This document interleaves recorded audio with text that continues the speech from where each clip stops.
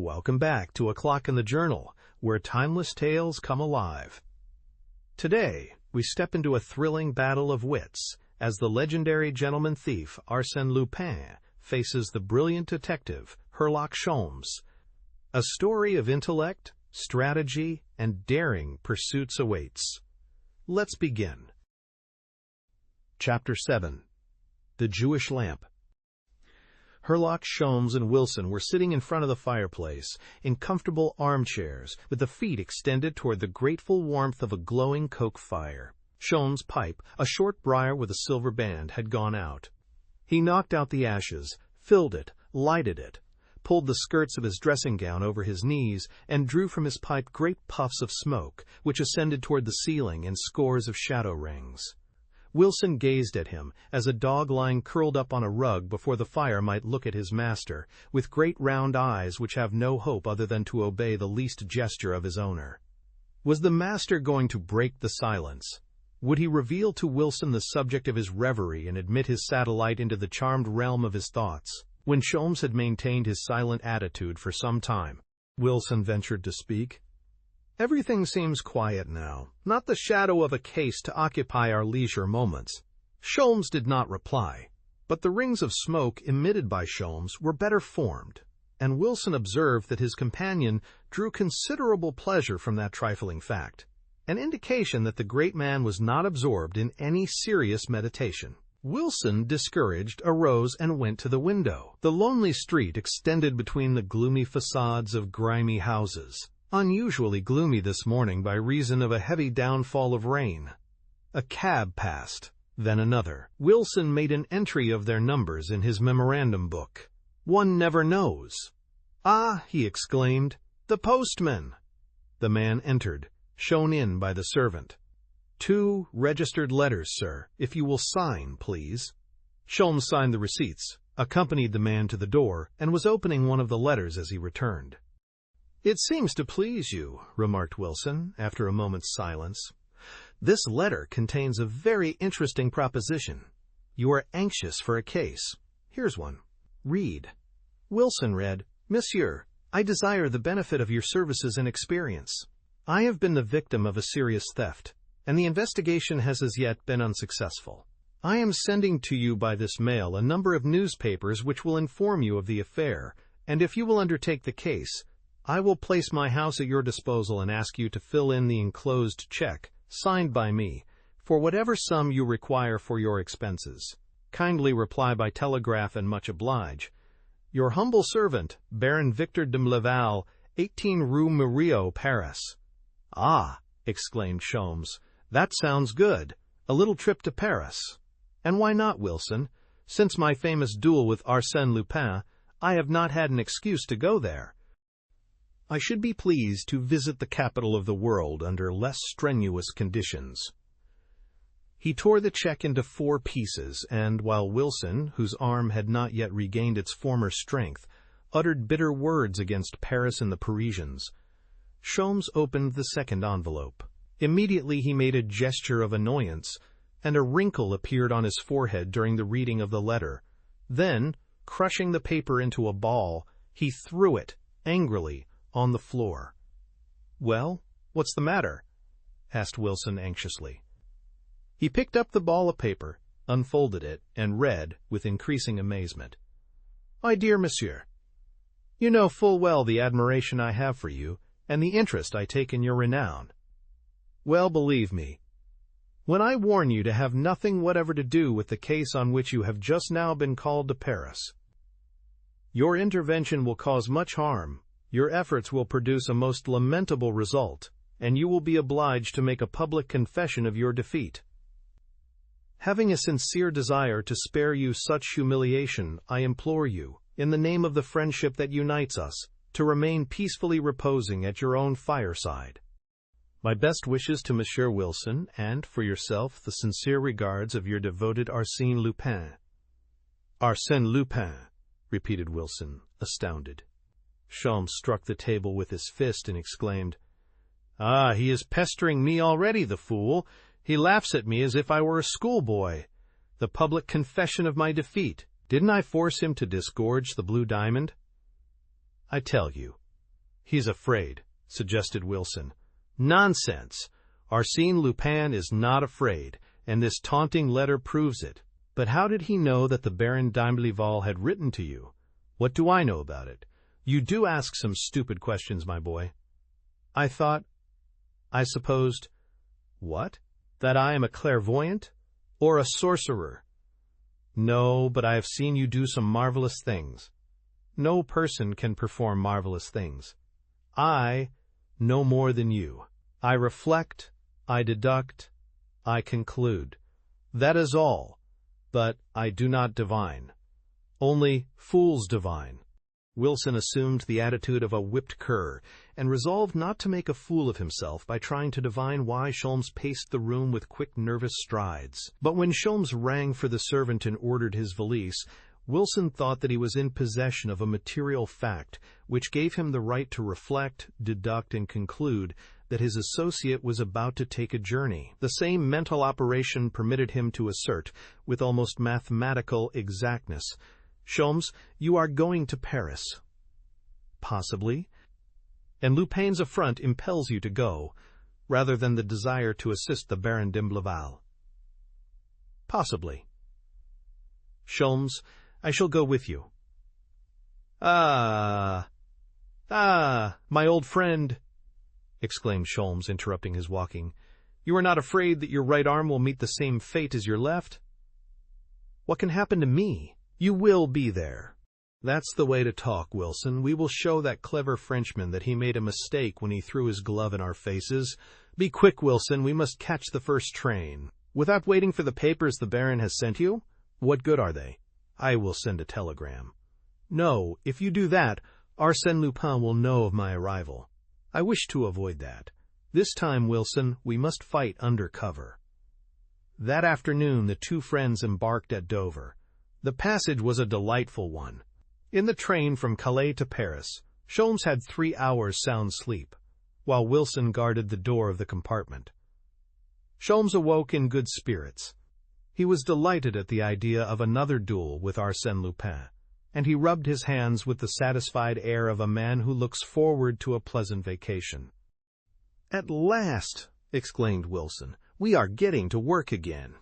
And he rubbed his hands with the same satisfied air. At the station, Sholmes took the wraps and, followed by Wilson, who carried the valises, he gave up his tickets and started off briskly.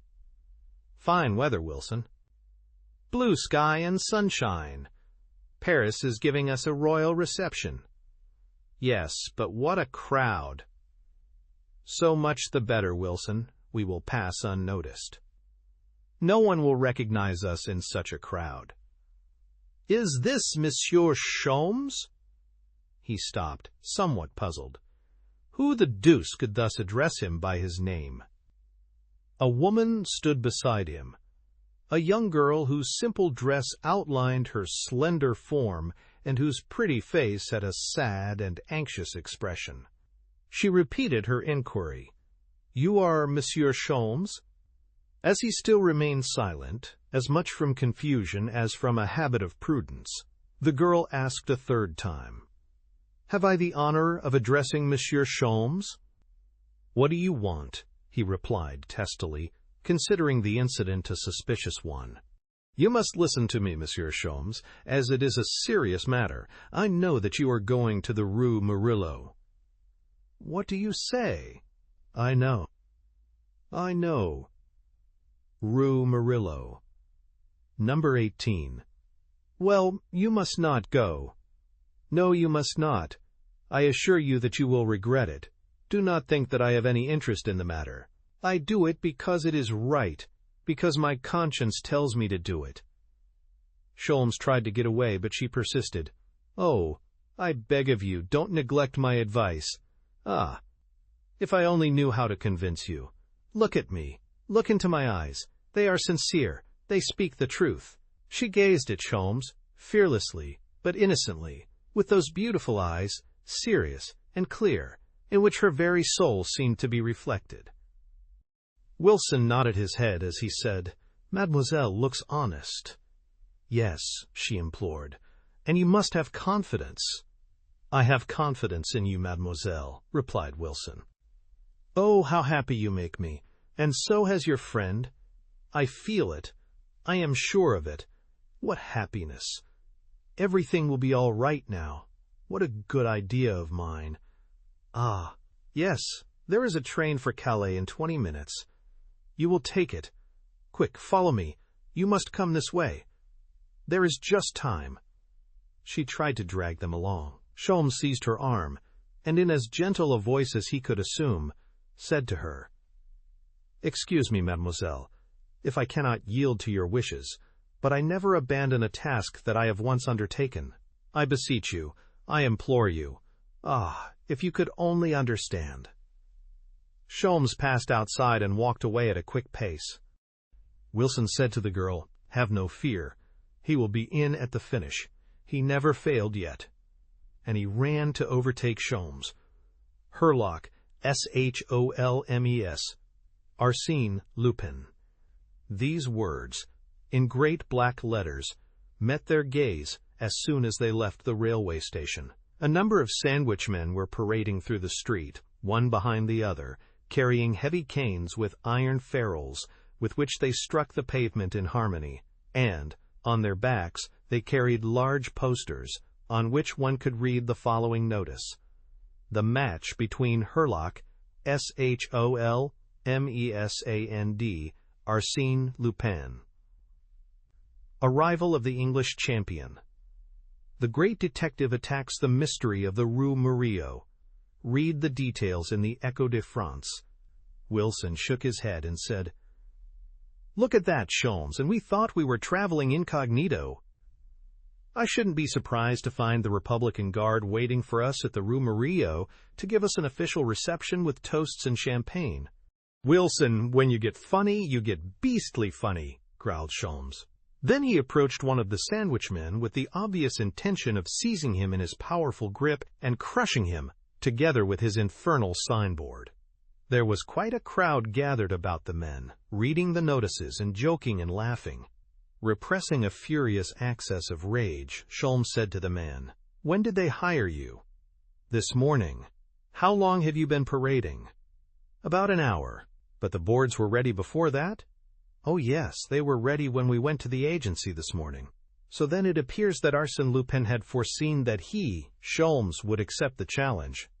More than that, the letter written by Lupin showed that he was eager for the fray, and that he was prepared to measure swords once more with his formidable rival. Why? What motive could Arsène Lupin have in renewing the struggle? Sholmes hesitated for a moment. Lupin must be very confident of his success to show so much insolence in advance, and was not he, Sholmes, falling into a trap by rushing into the battle at the first call for help? However, he called a carriage. "Come, Wilson, driver, 18 Rue Murillo," he exclaimed, with an outburst of his accustomed energy. With distended veins and clenched fists, as if he were about to engage in a boxing bout, he jumped into the carriage.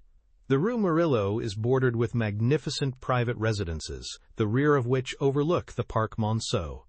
One of the most pretentious of these houses is number 18, owned and occupied by the Baron d'Imbleval, and furnished in a luxurious manner consistent with the owner's taste and wealth. There was a courtyard in front of the house, and, in the rear, a garden well filled with trees whose branches mingle with those of the park. After ringing the bell, the two Englishmen were admitted, crossed the courtyard, and were received at the door by a footman who showed them into a small parlor facing the garden in the rear of the house.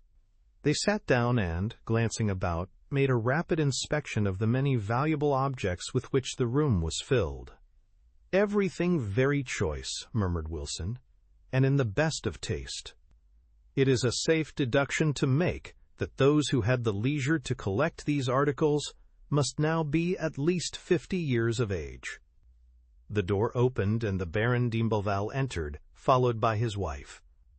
Contrary to the deduction made by Wilson, they were both quite young, of elegant appearance, and vivacious in speech and action. They were profuse in their expressions of gratitude. "So kind of you to come. Sorry to have caused you so much trouble. The theft now seems of little consequence, since it has procured us this pleasure."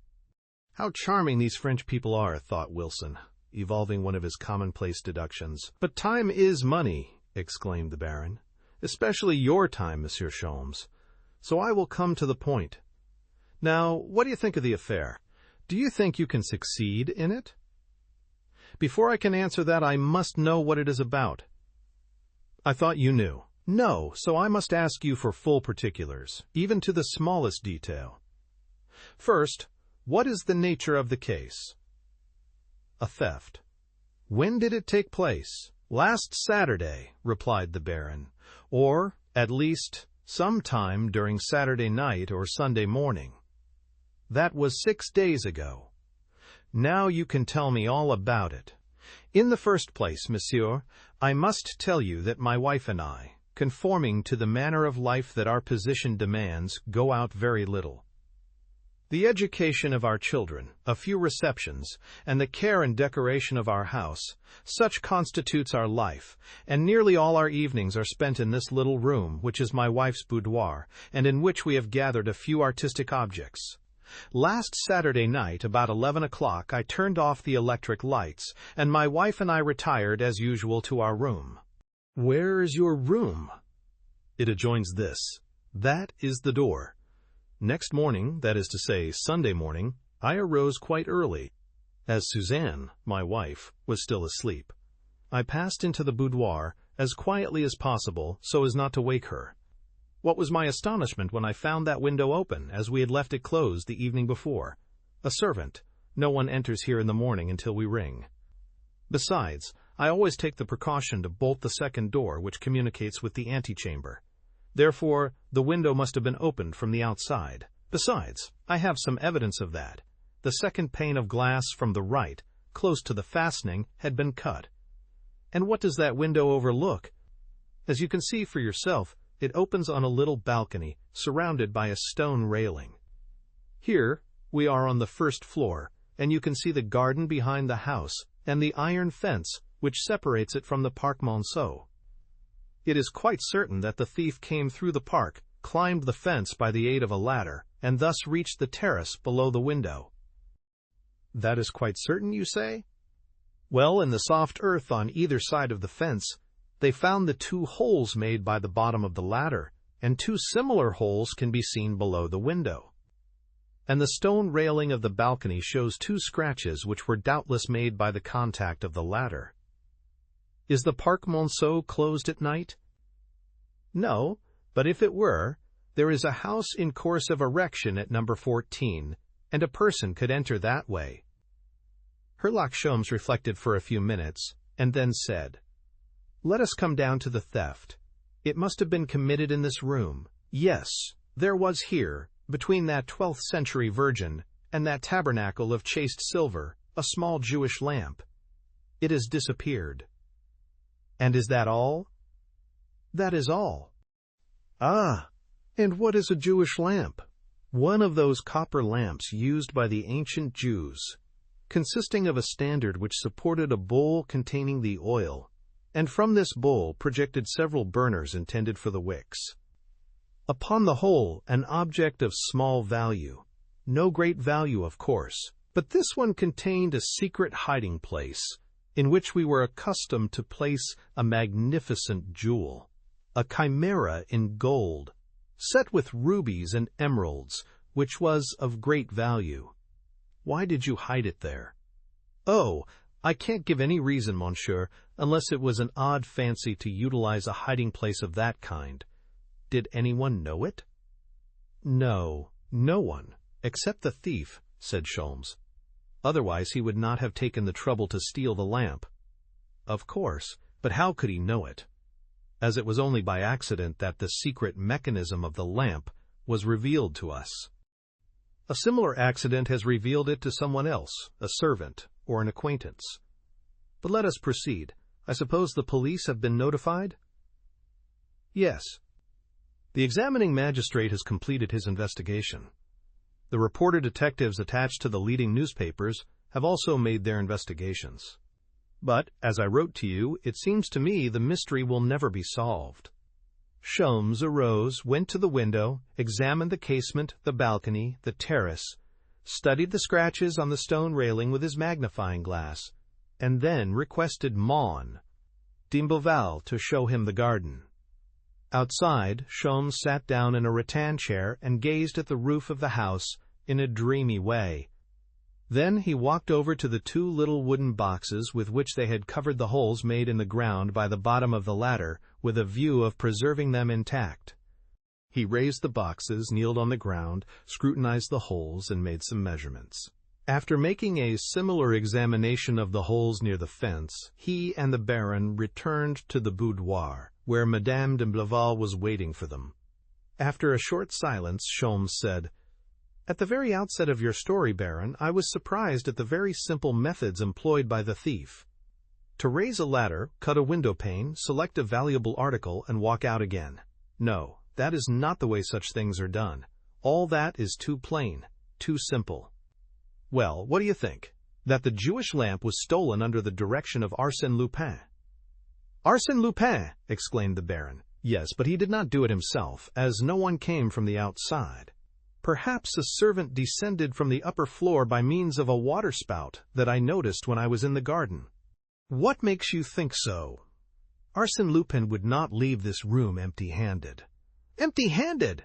But he had the lamp, but that would not have prevented his taking that snuff-box, set with diamonds, or that opal necklace. When he leaves anything, it is because he can't carry it away. But the marks of the ladder outside? A false scent, placed there simply to avert suspicion. And the scratches on the balustrade? A farce! They were made with a piece of sandpaper. See, here are scraps of the paper that I picked up in the garden. And what about the marks made by the bottom of the ladder? Counterfeit! Examine the two rectangular holes below the window, and the two holes near the fence. They are of a similar form, but I find that the two holes near the house are closer to each other than the two holes near the fence. What does that fact suggest? To me it suggested that the 4 holes were made by a piece of wood prepared for the purpose. The better proof would be the piece of wood itself." "Here it is," said Sholmes. "I found it in the garden, under the box of a laurel tree." The Baron bowed to Sholmes, in recognition of his skill. Only 40 minutes had elapsed since the Englishman had entered the house, and he had already exploded all the theories theretofore formed, and which had been based on what appeared to be obvious and undeniable facts. But what now appeared to be the real facts of the case rested upon a more solid foundation, to wit, the astute reasoning of a Herlock Sholmes. "The accusation which you make against one of our household is a very serious matter," said the Baroness. "Our servants have been with us a long time, and none of them would betray our trust. If none of them has betrayed you, how can you explain the fact that I received this letter on the same day and by the same mail as the letter you wrote to me?" He handed to the Baroness the letter that he had received from Arsène Lupin. She exclaimed in amazement, "Arsène Lupin! How could he know? Did you tell anyone that you had written to me?" "No one," replied the Baron. "The idea occurred to us the other evening at the dinner table." "Before the servants?" "No, only our 2 children. Oh, no." Sophie and Henriette had left the table, hadn't they, Suzanne? Madame de Blaval, after a moment's reflection, replied, "Yes, they had gone to Mademoiselle." "Mademoiselle?" queried Sholmes. "The governess, Mademoiselle Alice Demon." "Does she take her meals with you?" "No, her meals are served in her room." Wilson had an idea. He said, "The letter written to my friend Herlock Sholmes was posted?" "Of course." "Who posted it?" "Dominique, who has been my valet for 20 years, replied the Baron. "Any search in that direction would be a waste of time." "One never wastes his time when engaged in a search," said Wilson sententiously. This preliminary investigation now ended, and Sholmes asked permission to retire. At dinner, an hour later, he saw Sophie and Henriette, the 2 children of the family. One was 6, and the other 8 years of age. There was very little conversation at the table. Sholmes responded to the friendly advances of his hosts in such a curt manner that they were soon reduced to silence. When the coffee was served, Sholmes swallowed the contents of his cup and rose to take his leave. At that moment, a servant entered with a telephone message addressed to Sholmes. He opened it and read, "You have my enthusiastic admiration. The results attained by you in so short a time are simply marvelous. I am dismayed. Arsène Lupin." Sholmes made a gesture of indignation and handed the message to the Baron, saying, "What do you think now, monsieur? Are the walls of your house furnished with eyes and ears?" "I don't understand it," said the Baron in amazement. "Nor do I, but I do understand that Lupin has knowledge of everything that occurs in this house. He knows every movement, every word, there is no doubt of it. But how does he get his information? That is the first mystery I have to solve, and when I know that I will know everything." That night, Wilson retired with the clear conscience of a man who has performed his whole duty and thus acquired an undoubted right to sleep in repose. So he fell asleep very quickly, and was soon enjoying the most delightful dreams in which he pursued Lupin and captured him single-handed, and the sensation was so vivid and exciting that it woke him from his sleep. Someone was standing at his bedside. He seized his revolver and cried, "Don't move, Lupin, or I'll fire." "The deuce! Wilson, what do you mean?" "Oh, it is you, Sholmes. Do you want me?" "I want to show you something. Get up." Sholmes led him to the window and said, "Look." "On the other side of the fence." "In the park?" "Yes. What do you see?" "I don't see anything." "Yes, you do see something." "Ah, of course, a shadow. 2 of them." "Yes, close to the fence. See, they are moving. Come, quick." Quickly they descended the stairs and reached a room which opened into the garden. Through the glass door they could see the 2 shadowy forms in the same place. "It is very strange," said Sholmes, "but it seems to me I can hear a noise inside the house." "Inside the house? Impossible. Everybody is asleep." "Well, listen." At that moment a low whistle came from the other side of the fence, and they perceived a dim light which appeared to come from the house. "The Baron must have turned on the light in his room. It is just above us." "That must have been the noise you heard," said Wilson. "Perhaps they are watching the fence also." Then there was a second whistle, softer than before. "I don't understand it. I don't understand," said Sholmes irritably. "No more do I," confessed Wilson. Sholmes turned the key, drew the bolt, and quietly opened the door. A third whistle, louder than before, and modulated to another form, and the noise above their heads became more pronounced. Sholmes said, "It seems to be on the balcony outside the boudoir window." He put his head through the half-open door, but immediately recoiled, with a stifled oath. Then Wilson looked. Quite close to them there was a ladder, the upper end of which was resting on the balcony. "The deuce!" said Sholmes. "There is someone in the boudoir. That is what we heard. Quick, let us remove the ladder." But at that instant a man slid down the ladder and ran toward the spot where his accomplices were waiting for him outside the fence. He carried the ladder with him. Sholmes and Wilson pursued the man and overtook him just as he was placing the ladder against the fence. From the other side of the fence 2 shots were fired. "Wounded!" cried Sholmes.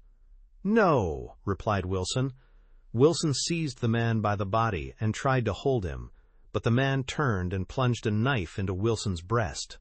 He uttered a groan, staggered, and fell. "Damnation!" muttered Sholmes. "If they have killed him, I will kill them." He laid Wilson on the grass and rushed toward the ladder. Too late, the man had climbed the fence, and, accompanied by his confederates, had fled through the bushes. "Wilson! Wilson! It is not serious, hein?" "Merely a scratch." The house door opened, and Monsieur d'Imblevalle appeared, followed by the servants carrying candles. "What's the matter?" asked the Baron. "Is Monsieur Wilson wounded?" "Oh, it's nothing. A mere scratch," repeated Sholmes, trying to deceive himself. The blood was flowing profusely, and Wilson's face was livid. 20 minutes later the doctor ascertained that the point of the knife had penetrated to within 1.5 inches of the heart. "An inch and a half of the heart. Wilson always was lucky," said Sholmes in an envious tone. "Lucky, lucky," muttered the doctor. "Of course. Why, with his robust constitution, he will soon be out again. 6 weeks in bed and 2 months of convalescence. Not more? No, unless complications set in. Oh, the devil! What does he want complications for?" Fully reassured, Sholmes joined the Baron in the boudoir. This time the mysterious visitor had not exercised the same restraint. Ruthlessly, he had laid his vicious hand upon the diamond snuff-box, upon the opal necklace, and, in a general way, upon everything that could find a place in the greedy pockets of an enterprising burglar. The window was still open. One of the window panes had been neatly cut, and, in the morning, a summary investigation showed that the latter belonged to the house then in course of construction. "Now you can see," said M. d'Amboval, with a touch of irony.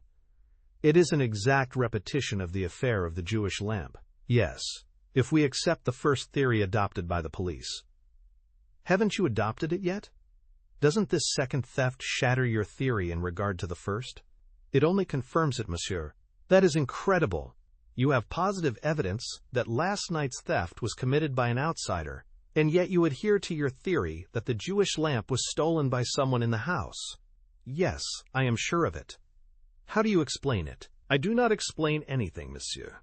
I have established 2 facts which do not appear to have any relation to each other, and yet I am seeking the missing link that connects them." His conviction seemed to be so earnest and positive that the Baron submitted to it and said, "Very well, we will notify the police." "Not at all," exclaimed the Englishman quickly. "Not at all. I intend to ask for their assistance when I need it, but not before." "But the attack on your friend?" "That's of no consequence. He is only wounded. Secure the license of the doctor. I shall be responsible for the legal side of the affair." The next 2 days proved uneventful, yet Sholmes was investigating the case with a minute care, and with a sense of wounded pride resulting from that audacious theft, committed under his nose, in spite of his presence and beyond his power to prevent it. He made a thorough investigation of the house and garden, interviewed the servants, and paid lengthy visits to the kitchen and stables. And although his efforts were fruitless, he did not despair.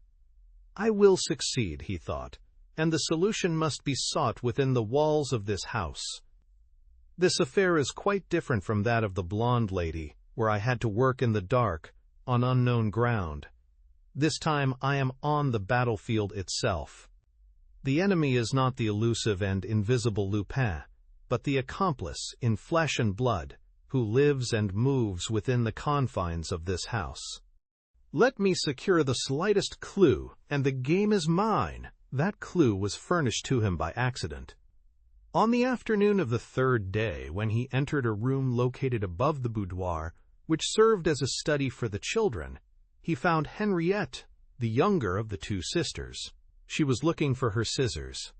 "You know," she said to Sholmes, "I make papers like that you received the other evening." "The other evening?" "Yes. Just as dinner was over, you received a paper with marks on it. You know, a telegram. Well, I make them too." She left the room. To anyone else, these words would seem to be nothing more than the insignificant remark of a child, and Sholmes himself listened to them with a distracted air and continued his investigation. But, suddenly, he ran after the child and overtook her at the head of the stairs. He said to her, "So you paste stamps and marks on papers?" Henriette, very proudly, replied, "Yes, I cut them out and paste them on." "Who taught you that little game?" "Mademoiselle, my governess. I have seen her do it often. She takes words out of the newspapers and pastes them." "What does she make out of them?" "Telegrams and letters that she sends away." Herlock Sholmes returned to the study, greatly puzzled by the information and seeking to draw from it a logical deduction. There was a pile of newspapers on the mantel. He opened them and found that many words and, in some places, entire lines had been cut out. But, after reading a few of the words which preceded or followed, he decided that the missing words had been cut out at random, probably by the child. It was possible that one of the newspapers had been cut by Mademoiselle, but how could he assure himself that such was the case? Mechanically, Sholmes turned over the schoolbooks on the table, then others which were lying on the shelf of a bookcase. Suddenly, he uttered a cry of joy. In a corner of the bookcase, under a pile of old exercise books, he found a child's alphabet book, in which the letters were ornamented with pictures, and on one of the pages of that book he discovered a place where a word had been removed. He examined it. It was a list of the days of the week: Monday, Tuesday, Wednesday, etc. The word Saturday was missing. Now, the theft of the Jewish lamp had occurred on a Saturday night. Sholmes experienced that slight fluttering of the heart which always announced to him, in the clearest manner, that he had discovered the road which leads to victory. That ray of truth, that feeling of certainty, never deceived him. With nervous fingers he hastened to examine the balance of the book. Very soon he made another discovery. It was a page composed of capital letters, followed by a line of figures. 9 of those letters and 3 of those figures had been carefully cut out. Sholmes made a list of the missing letters and figures in his memorandum book, in alphabetical and numerical order, and obtained the following result. CDE Nopez 237. Well, at first sight, it is a rather formidable puzzle, he murmured. But, by transposing the letters and using all of them, is it possible to form 1, 2, or 3 complete words? Sholmes tried it in vain. Only one solution seemed possible. It constantly appeared before him, no matter which way he tried to juggle the letters, until at length he was satisfied it was the true solution, since it harmonized with the logic of the facts and the general circumstances of the case. As that page of the book did not contain any duplicate letters, it was probable, in fact quite certain, that the words he could form from those letters would be incomplete, and that the original words had been completed with letters taken from other pages. Under those conditions he obtained the following solution: errors and omissions accepted. REPONDZ CH 237. The first word was quite clear. Répondez, reply. A letter E is missing because it occurs twice in the word, and the book furnished only one letter of each kind. As to the second incomplete word, no doubt it formed with the aid of the number 237 an address to which the reply was to be sent. They appointed Saturday as the time and requested a reply to be sent to the address CH 237, or, perhaps, CH. 237 was an address for a letter to be sent to the general delivery of some post office, or, again, they might form a part of some incomplete word. Sholmes searched the book once more, but did not discover that any other letters had been removed. Therefore, until further orders, he decided to adhere to the foregoing interpretation. Henriette returned and observed what he was doing. "Amusing, isn't it?" "Yes, very amusing," he replied. "But have you any other papers? Or rather, words already cut out that I can paste?" "Papers? No. And mademoiselle wouldn't like it." "Mademoiselle?" "Yes, she has scolded me already." "Why?" "Because I have told you some things. And she says that a person should never tell things about those they love." "You are quite right." Henriette was delighted to receive his approbation, in fact so highly pleased that she took from a little silk bag that was pinned to her dress some scraps of cloth, 3 buttons, 2 cubes of sugar, and lastly, a piece of paper which she handed to Sholmes. "See, I give it to you just the same." It was the number of a cab, 8279. Where did this number come from? It fell out of her pocketbook. When? Sunday, at Mass, when she was taking out some sous for the collection. Exactly. And now I shall tell you how to keep from being scolded again. Do not tell mademoiselle that you saw me. Sholmes then went to Monsieur d'Imblevalle and questioned him in regard to mademoiselle. The Baron replied indignantly, "Alice Demun, how can you imagine such a thing? It is utterly impossible." "How long has she been in your service?" "Only a year, but there is no one in the house in whom I have greater confidence." "Why have I not seen her yet?" "She has been away for a few days." "But she is here now." "Yes." Since her return, she has been watching at the bedside of your friend. She has all the qualities of a nurse. Gentle. Thoughtful. Monsieur Wilson seems much pleased. Ah, said Sholmes, who had completely neglected to inquire about his friend. After a moment's reflection, he asked, "Did she go out on Sunday morning?" "The day after the theft?" "Yes." The Baron called his wife and asked her. She replied, "Mademoiselle went to the 11 o'clock mass with the children, as usual. But before that?" "Before that, no. Let me see. I was so upset by the theft, but I remember now that, on the evening before, she asked permission to go out on Sunday morning to see a cousin who was passing through Paris, I think. But surely you don't suspect her?" "Of course not. But I would like to see her." He went to Wilson's room. A woman dressed in a gray cloth dress, as in the hospitals, was bending over the invalid, giving him a drink. When she turned her face, Sholmes recognized her as the young girl who had accosted him at the railway station. Alice Demun smiled sweetly. Her great, serious, innocent eyes showed no sign of embarrassment. The Englishman tried to speak, muttered a few syllables, and stopped. Then she resumed her work, acting quite naturally under Sholmes' astonished gaze, moved the bottles, unrolled and rolled cotton bandages, and again regarded Sholmes with her charming smile of pure innocence. He turned on his heels, descended the stairs, noticed Mon d'Imboval's automobile in the courtyard, jumped into it, and went to Levallois, to the office of the cab company whose address was printed on the paper he had received from Henriette.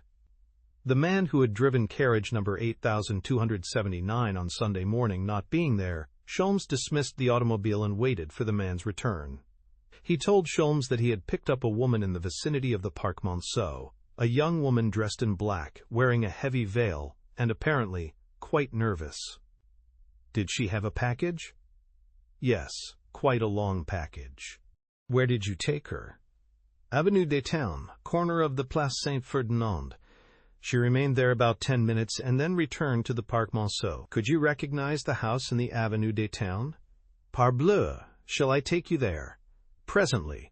First take me to 36 Quai des Orfèvres." At the police office he saw Detective Ganimard. "Monsieur Ganimard, are you at liberty?" "If it has anything to do with Lupin, no." "It has something to do with Lupin. Then I do not go." "What? You surrender?" "I bow to the inevitable. I am tired of the unequal struggle in which we are sure to be defeated. Lupin is stronger than I am, stronger than the two of us. Therefore we must surrender." "I will not surrender. He will make you, as he has all others. And you would be pleased to see it, eh, Ganimard?" "At all events, it is true," said Ganimard frankly. "And since you are determined to pursue the game, I will go with you." Together they entered the carriage and were driven to the Avenue des Ternes. Upon their order, the carriage stopped on the other side of the street, at some distance from the house, in front of a little café, on the terrace of which the two men took seats amongst the shrubbery. It was commencing to grow dark. "Waiter," said Sholmes, "some writing material." He wrote a note, recalled the waiter, and gave him the letter with instructions to deliver it to the concierge of the house, which he pointed out. In a few minutes the concierge stood before them. Sholmes asked him if, on the Sunday morning, he had seen a young woman dressed in black. "In black? Yes, about 9 o'clock. She went to the second floor." "Have you seen her often?" "No, but for some time. Well, during the last few weeks, I have seen her almost every day." "And since Sunday?" "Only once, until today." "What? Did she come today?" "She is here now." "Here now?" "Yes, she came about 10 minutes ago. Her carriage is standing in the Place Saint-Ferdinand as usual. I met her at the door." "Who is the occupant of the second floor?" "There are two, a modiste, Mademoiselle Longet, and a gentleman who rented 2 furnished rooms a month ago, under the name of Bresson." "Why do you say, under the name?" "Because I have an idea that it is an assumed name. My wife takes care of his rooms, and, well, there are not 2 shirts there with the same initials." "Is he there much of the time?" "No. He is nearly always out. He has not been here for 3 days. Was he here on Saturday night? Saturday night? Let me think.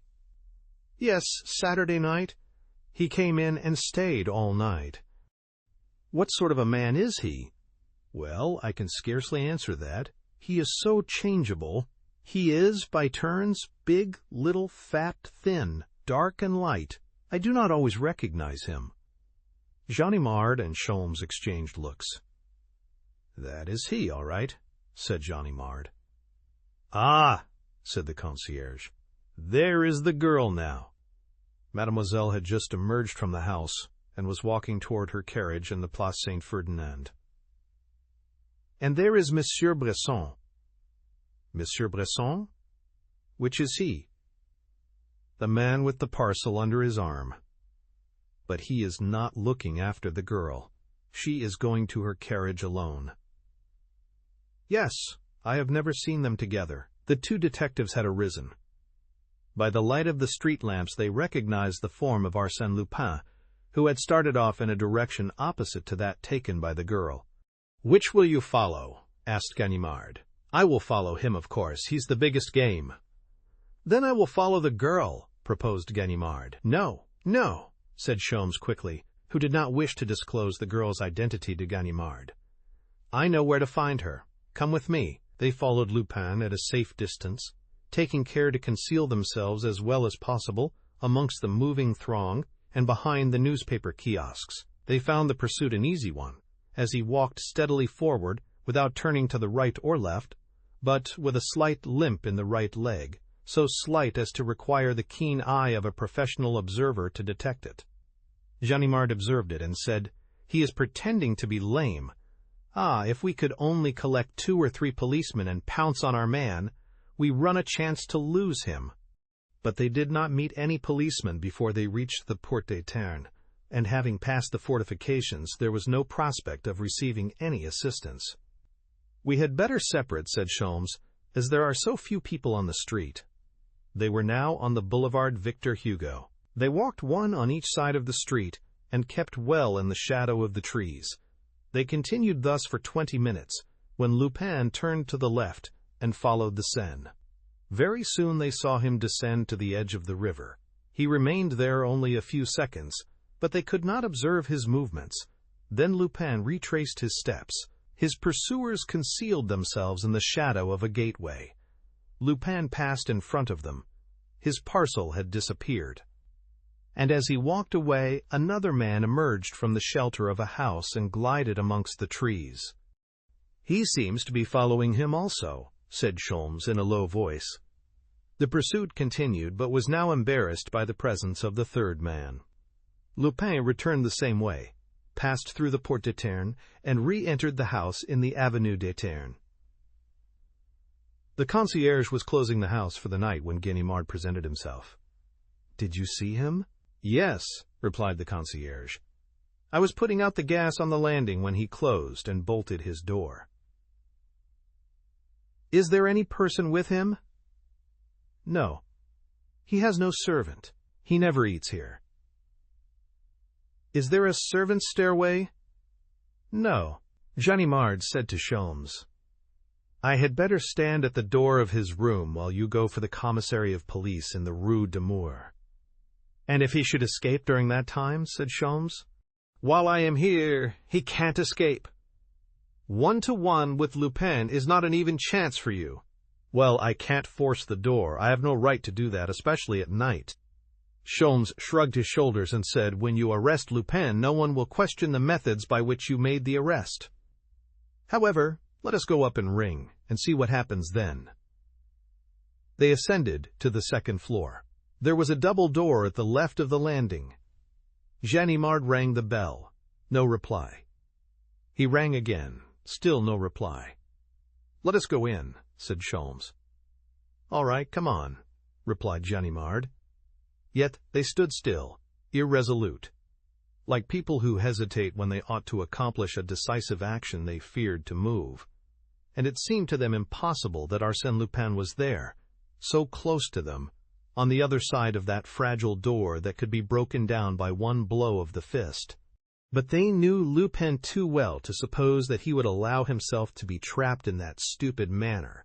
No, no, 1,000 times, no, Lupin was no longer there. Through the adjoining houses, over the roofs, by some conveniently prepared exit, he must have already made his escape, and once more, it would only be Lupin's shadow that they would seize. They shuddered as a slight noise, coming from the other side of the door, reached their ears. Then they had the impression, amounting almost to a certainty, that he was there, separated from them by that frail wooden door, and that he was listening to them, that he could hear them. What was to be done? The situation was a serious one.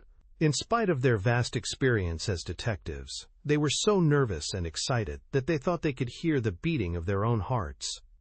Ganimard questioned Sholmes by a look. Then he struck the door a violent blow with his fist. Immediately they heard the sound of footsteps, concerning which there was no attempt at concealment. Ganimard shook the door. Then he and Sholmes, uniting their efforts, rushed at the door and burst it open with their shoulders. Then they stood still in surprise. A shot had been fired in the adjoining room.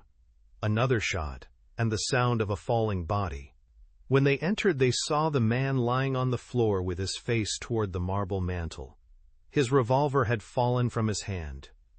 Ganimard stooped and turned the man's head. The face was covered with blood, which was flowing from 2 wounds, one in the cheek, the other in the temple. "You can't recognize him for blood." "No matter," said Sholmes. "It is not Lupin." "How do you know? You haven't even looked at him." "Do you think that Arsène Lupin is the kind of a man that would kill himself?" asked Sholmes with a sneer. "But we thought we recognized him outside." "We thought so, because the wish was father to the thought. That man has us bewitched." "Then it must be one of his accomplices. The accomplices of Arsène Lupin do not kill themselves." "Well then, who is it?" They searched the corpse. In one pocket, Herlock Sholmes found an empty pocketbook. In another, Ganimard found several louis. There were no marks of identification on any part of his clothing. In a trunk and 2 valises they found nothing but wearing apparel. On the mantel there was a pile of newspapers. Ganimard opened them. All of them contained articles referring to the theft of the Jewish lamp. An hour later, when Ganimard and Sholmes left the house, they had acquired no further knowledge of the strange individual who had been driven to suicide by their untimely visit. Who was he? Why had he killed himself? What was his connection with the affair of the Jewish lamp? Who had followed him on his return from the river? The situation involved many complex questions, many mysteries. Herlock Sholmes went to bed in a very bad humor. Early next morning he received the following telephonic message. "Arsène Lupin has the honor to inform you of his tragic death in the person of Monsieur Bresson, and requests the honor of your presence at the funeral service and burial, which will be held at the public expense on Thursday the 25th of June. Chapter 8. The Shipwreck. "That's what I don't like, Wilson," said Herlock Sholmes after he had read Arsène Lupin's message. "That is what exasperates me in this affair, to feel that the cunning, mocking eye of that fellow follows me everywhere. He sees everything. He knows everything. He reads my inmost thoughts. He even foresees my slightest movement. Ah, he is possessed of a marvelous intuition, far surpassing that of the most instinctive woman. Yes, surpassing even that of Herlock Sholmes himself. Nothing escapes him. I resemble an actor whose every step and movement are directed by a stage manager, who says this and does that in obedience to a superior will. That is my position. Do you understand, Wilson?" Certainly Wilson would have understood if his faculties had not been deadened by the profound slumber of a man whose temperature varies between 100 and 103 degrees. But whether he heard or not was a matter of no consequence to Herlock Sholmes, who continued, "I have to concentrate all my energy and bring all my resources into action in order to make the slightest progress.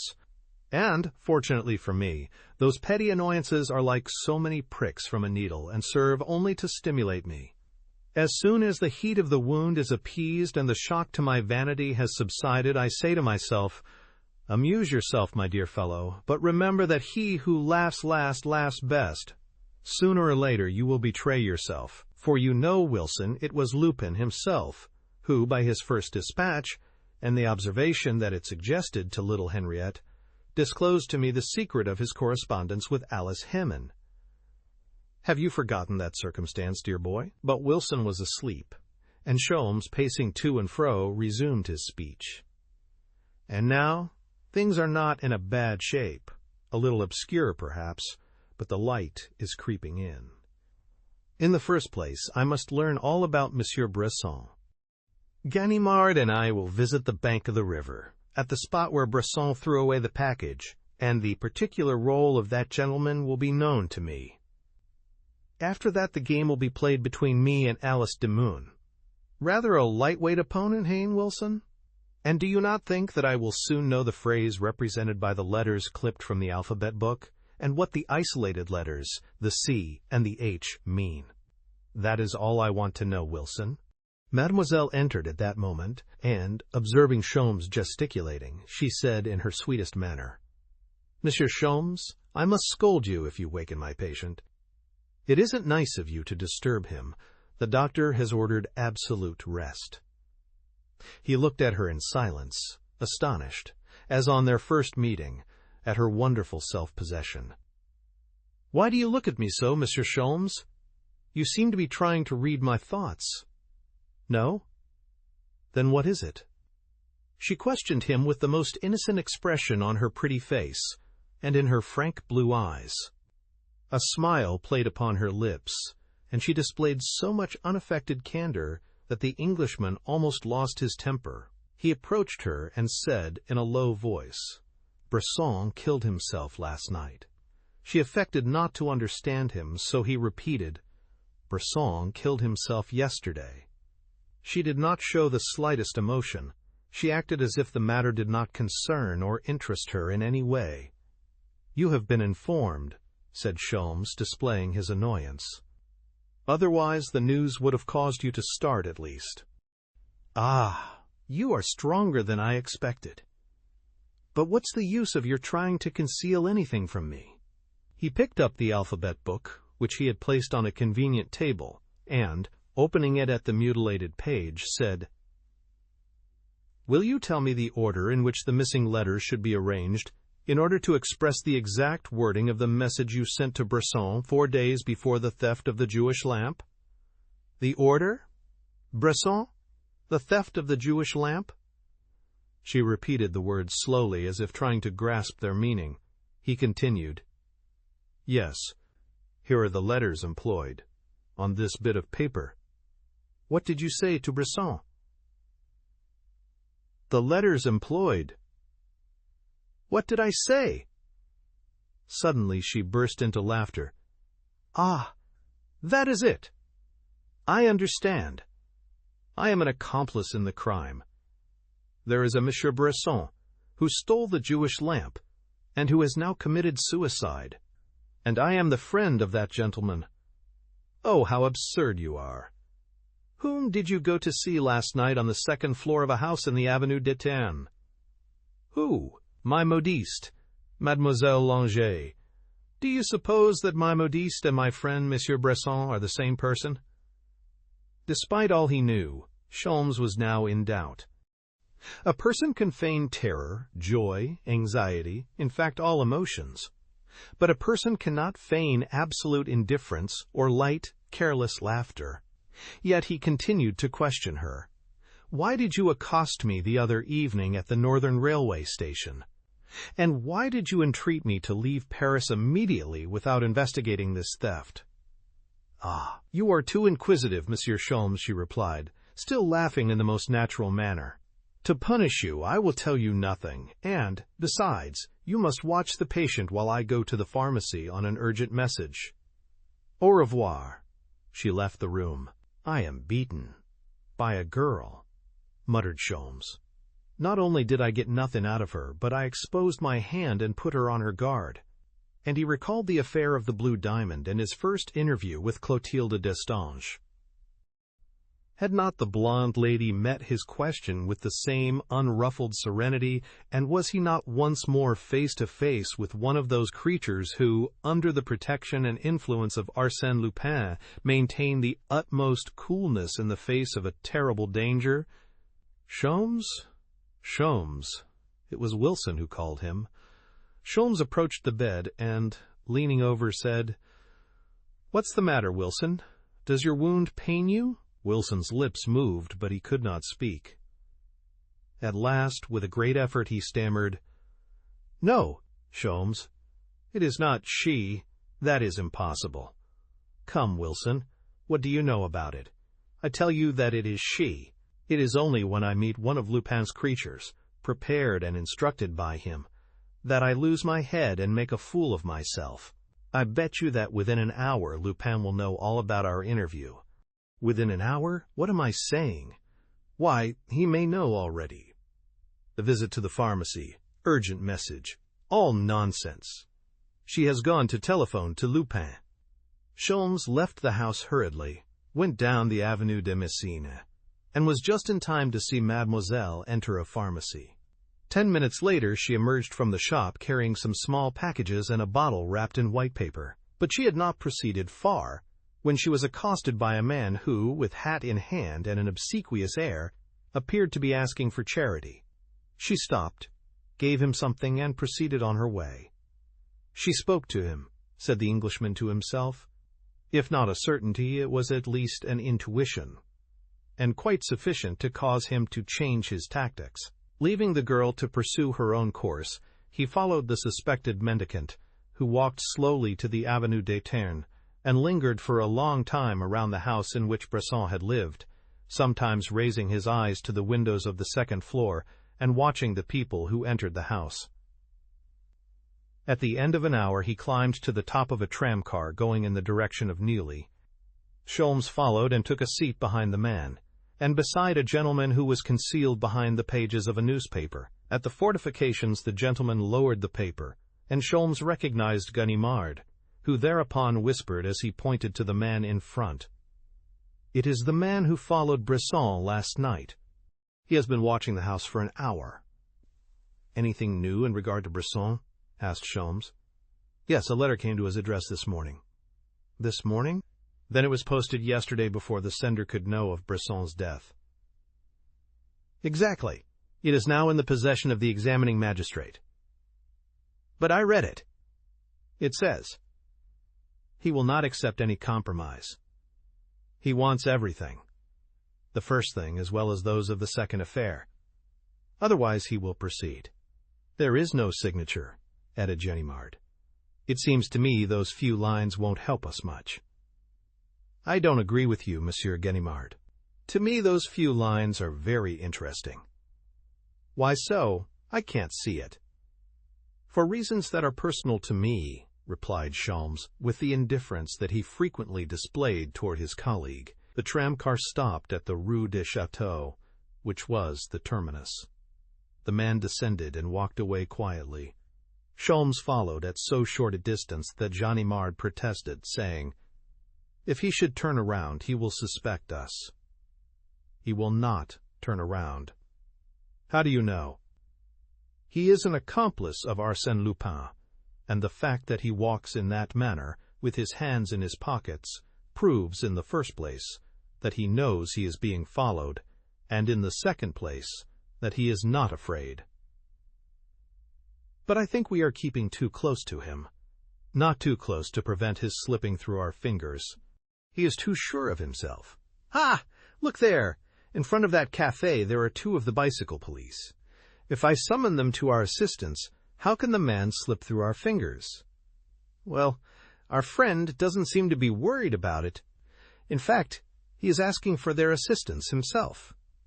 "Mon Dieu!" exclaimed Ganimard. "He has a nerve." The man approached the 2 policemen just as they were mounting their bicycles. After a few words with them, he leaped on a third bicycle, which was leaning against the wall of the café, and rode away at a fast pace, accompanied by the 2 policemen. "Hein? 1, 2, 3, and away!" growled Sholmes. "And through whose agency, Monsieur Ganimard?" "2 of your colleagues." Ah, but Arsène Lupin has a wonderful organization. Bicycle policemen in his service. I told you our man was too calm, too sure of himself. Well then, said Ganimard, quite vexed. What are we to do now? It is easy enough to laugh. Anyone can do that. Come, don't lose your temper. We will get our revenge. But, in the meantime, we need reinforcements. Folenfant is waiting for me at the end of the Avenue de Neuilly. Well, go and get him and join me later. I will follow our fugitive. Sholmes followed the bicycle tracks, which were plainly visible in the dust of the road, as two of the machines were furnished with striated tires. Very soon he ascertained that the tracks were leading him to the edge of the Seine, and that the three men had turned in the direction taken by Bresson on the preceding evening. Thus he arrived at the gateway where he and Ganimard had concealed themselves, and a little further on, he discovered a mingling of the bicycle tracks which showed that the men had halted at that spot. Directly opposite there was a little point of land which projected into the river, and, at the extremity thereof, an old boat was moored. It was there that Bresson had thrown away the package, or rather had dropped it. Sholmes descended the bank and saw that the declivity was not steep and the water quite shallow, so it would be quite easy to recover the package, provided the three men had not forestalled him. No, that can't be, he thought. They have not had time. A quarter of an hour at the most, and yet why did they come this way? A fisherman was seated on the old boat. Sholmes asked him, "Did you see three men on bicycles a few minutes ago?" The fisherman made a negative gesture, but Sholmes insisted. "Three men who stopped on the road just on top of the bank?" The fisherman rested his pole under his arm, took a memorandum book from his pocket, wrote on one of the pages, tore it out, and handed it to Sholmes. The Englishman gave a start of surprise. In the middle of the paper which he held in his hand, he saw the series of letters cut from the alphabet book, CDEHNOPRZEO 237. The man resumed his fishing, sheltered from the sun by a large straw hat, with his coat and vest lying beside him. He was intently watching the cork attached to his line as it floated on the surface of the water. There was a moment of silence, solemn and terrible. "Is it he?" conjectured Sholmes, with an anxiety that was almost pitiful. Then the truth burst upon him. "It is he! It is he!" No one else could remain there so calmly, without the slightest display of anxiety, without the least fear of what might happen. And who else would know the story of those mysterious letters? Alice had warned him by means of her messenger. Suddenly the Englishman felt that his own hand, had involuntarily seized the handle of his revolver, and that his eyes were fixed on the man's back, a little below the neck.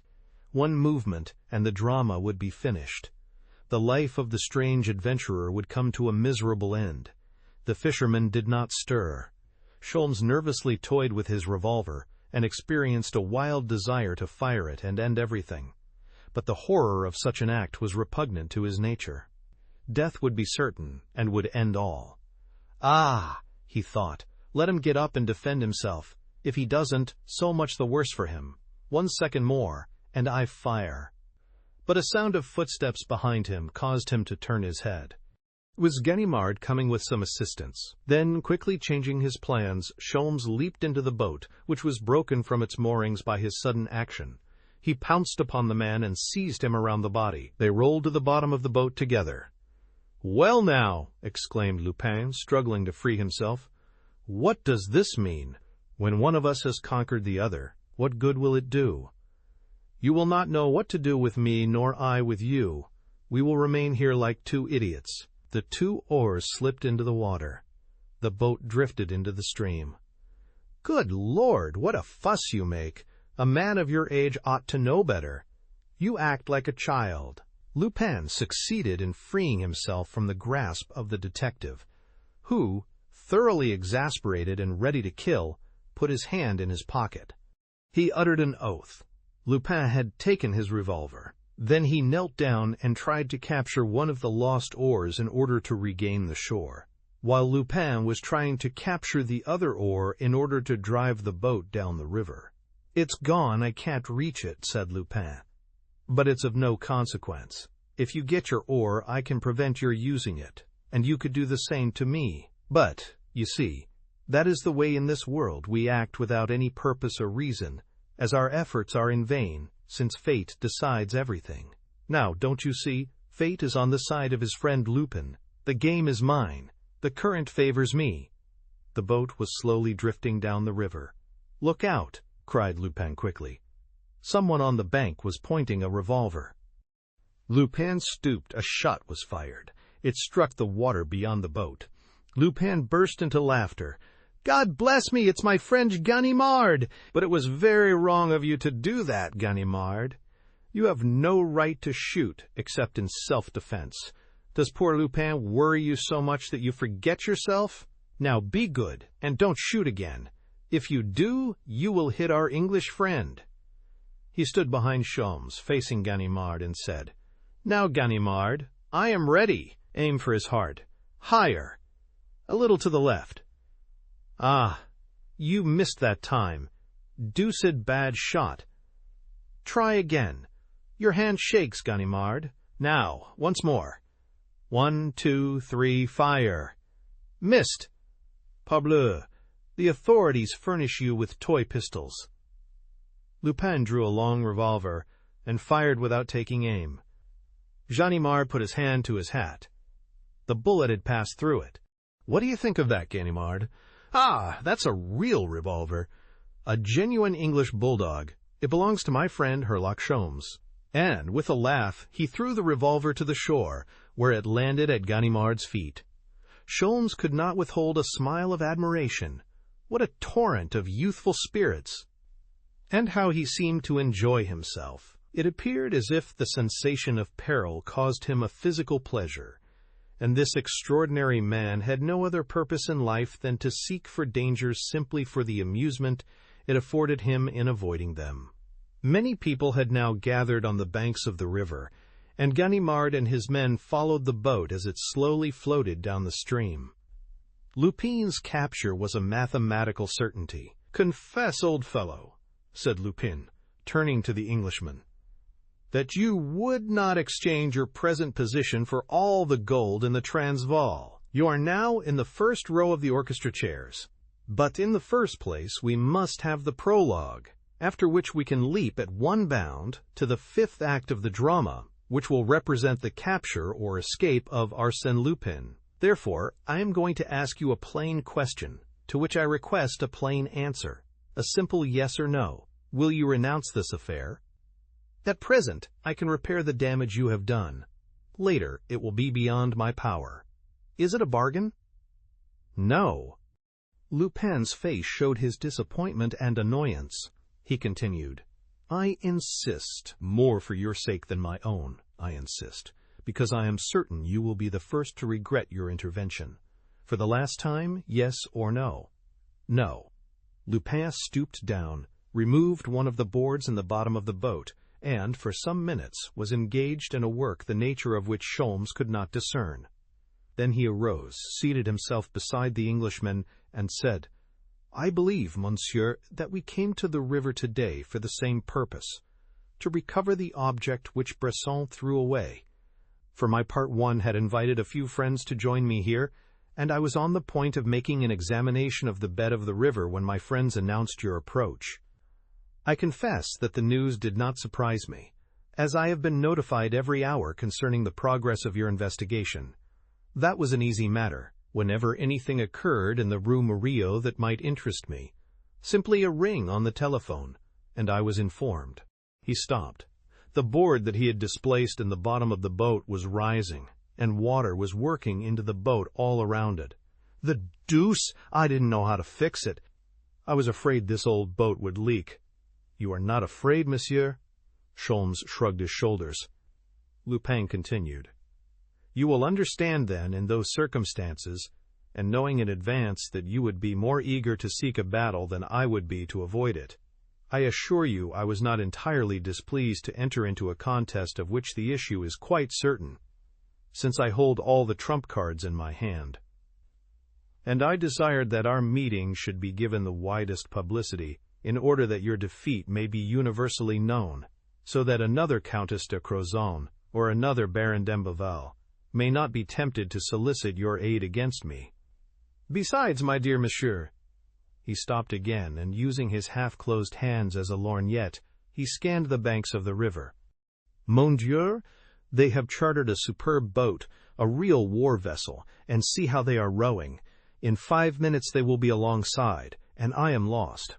Monsieur Sholmes, a word of advice. You seize me, bind me, and deliver me to the officers of the law. Does that program please you? Unless, in the meantime, we are shipwrecked, in which event we can do nothing but prepare our wills. What do you think?" They exchanged looks. Sholmes now understood Lupin's scheme. He had scuttled the boat, and the water was rising. It had reached the soles of their boots. Then it covered their feet. But they did not move. It was halfway to their knees. The Englishman took out his tobacco, rolled a cigarette, and lighted it. Lupin continued to talk. "But do not regard that offer as a confession of my weakness. I surrender to you in a battle in which I can achieve a victory, in order to avoid a struggle upon a field not of my own choosing. In so doing, I recognize the fact that Sholmes is the only enemy I fear, and announce my anxiety that Sholmes will not be diverted from my track. I take this opportunity to tell you these things, since fate has accorded me the honor of a conversation with you. I have only one regret. It is that our conversation should have occurred while we are taking a foot bath. A situation that is lacking in dignity, I must confess. What did I say? A foot bath? It is worse than that." The water had reached the board on which they were sitting, and the boat was gradually sinking. Sholmes, smoking his cigarette, appeared to be calmly admiring the scenery. For nothing in the world, while face to face with that man who, while threatened by dangers, surrounded by a crowd, followed by a posse of police, maintained his equanimity and good humor. For nothing in the world would he, Sholmes, display the slightest sign of nervousness. Each of them looked as if he might say, "Should a person be disturbed by such trifles? Are not people drowned in a river every day? Is it such an unusual event as to deserve special attention?" One chatted whilst the other dreamed, both concealing their wounded pride beneath a mask of indifference. 1 minute more, and the boat will sink. Lupin continued his chatter. "The important thing to know is whether we will sink before or after the arrival of the champions of the law. That is the main question. As to our shipwreck, that is a foregone conclusion. Now, monsieur, the hour has come in which we must make our wills. I give, devise, and bequeath all my property to Herlock Sholmes, a citizen of England, for his own use and benefit. But, mon Dieu, how quickly the champions of the law are approaching! Ah, the brave fellows! It is a pleasure to watch them. Observe the precision of the oars. Ah, is it you, Brigadier Folenfant? Bravo! The idea of a war vessel is an excellent one. I commend you to your superiors, Brigadier Folenfant. Do you wish a medal? You shall have it. And your comrade Duzy, where is he? Ah, yes, I think I see him on the left bank of the river, at the head of 100 natives. So that, if I escape shipwreck, I shall be captured on the left by Duzy and his natives, or, on the right, by Ganimard and the populace of Neuilly. An embarrassing dilemma. The boat entered an eddy, it swung around, and Sholmes caught hold of the oarlocks. Lupin said to him, "Monsieur, you should remove your coat. You will find it easier to swim without a coat." "No, you refuse? Then I shall put on my own." He donned his coat, buttoned it closely, the same as Sholmes, and said, "What a discourteous man you are! And what a pity that you should be so stubborn in this affair, in which, of course, you display your strength. But, oh, so vainly. Really, you mar your genius." "Monsieur Lupin," interrupted Sholmes, emerging from his silence, "you talk too much, and you frequently err through excess of confidence and through your frivolity. That is a severe reproach. Thus, without knowing it, you furnished me, only a moment ago, with the information I required." "What? You required some information and you didn't tell me?" "I had no occasion to ask you for it. You volunteered it. Within 3 hours I can deliver the key of the mystery to Monsieur d'Imblevalle. That is the only reply." He did not finish the sentence. The boat suddenly sank, taking both of the men down with it. It emerged immediately, with its keel in the air. Shouts were heard on either bank, succeeded by an anxious moment of silence. Then, the shouts were renewed. One of the shipwrecked party had come to the surface. It was Herlock Sholmes. He was an excellent swimmer, and struck out, with powerful strokes, for Folenfant's boat. "Courage, Monsieur Sholmes!" shouted Folenfant. "We are here! Keep it up! We will get you! A little more, Monsieur Sholmes! Catch the rope!" The Englishman seized the rope they had thrown to him. But, while they were hauling him into the boat, he heard a voice behind him saying, "The key of the mystery, monsieur. Yes, you shall have it. I am astonished that you haven't got it already. What then? What good will it do you? By that time you will have lost the battle." Now comfortably installed astride the keel of the boat, Lupin continued his speech with solemn gestures, as if he hoped to convince his adversary. "You must understand, my dear Sholmes, there is nothing to be done, absolutely nothing. You find yourself in the deplorable position of a gentleman." "Surrender, Lupin!" shouted Folenfant. "You are an ill-bred fellow, Folenfant, to interrupt me in the middle of a sentence. I was saying, surrender, Lupin. Oh, parbleu! Brigadier Folenfant, a man surrenders only when he is in danger. Surely you do not pretend to say that I am in any danger. For the last time, Lupin, I call on you to surrender. Brigadier Folenfant, you have no intention of killing me. You may wish to wound me, since you are afraid I may escape. But if by chance the wound prove mortal, just think of your remorse. It would embitter your old age." The shot was fired. Lupin staggered, clutched at the keel of the boat for a moment, then let go and disappeared. It was exactly 3 o'clock when the foregoing events transpired. Precisely at 6 o'clock, as he had foretold, Herlock Sholmes, dressed in trousers that were too short and a coat that was too small, which he had borrowed from an innkeeper at Neuilly, wearing a cap and a flannel shirt, entered the boudoir in the Rue Murillo, after having sent word to Monsieur and Madame d'Imblevalle that he desired an interview.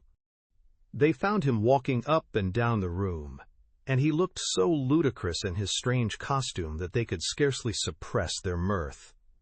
With pensive air and stooped shoulders, he walked like an automaton from the window to the door and from the door to the window, taking each time the same number of steps and turning each time in the same manner. He stopped, picked up a small ornament, examined it mechanically, and resumed his walk.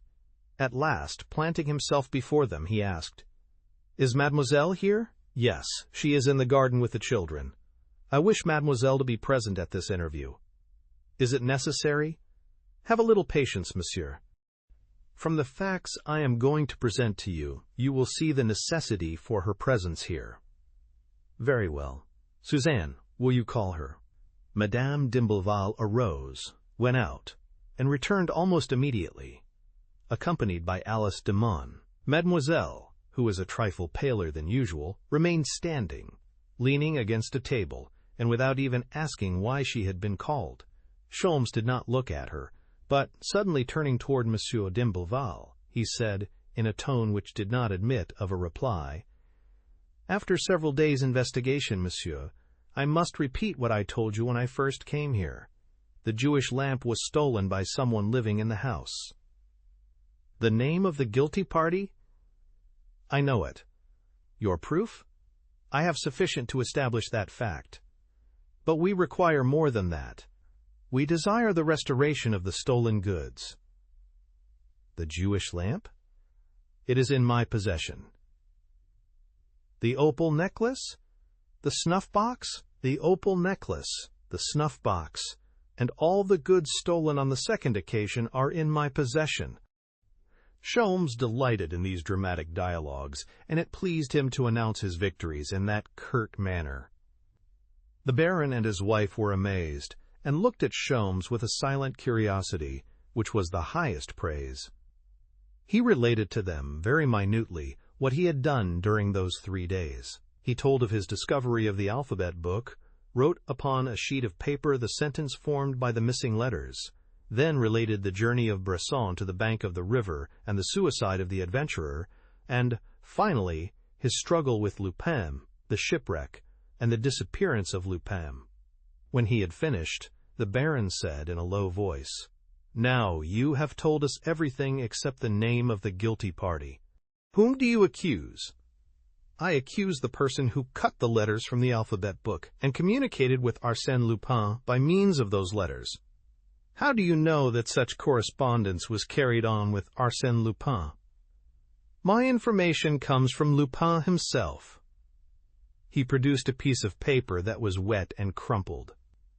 It was the page which Lupin had torn from his memorandum book, and upon which he had written the phrase. "And you will notice," said Sholmes with satisfaction, "that he was not obliged to give me that sheet of paper, and, in that way, disclose his identity.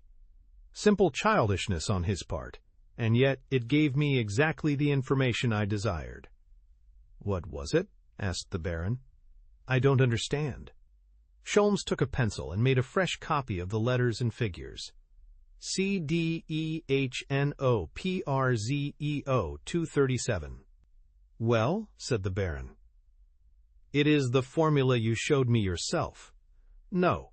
If you had turned and returned that formula in every way as I have done, you would have seen at first glance that this formula is not like the first one." "In what respect do they differ?"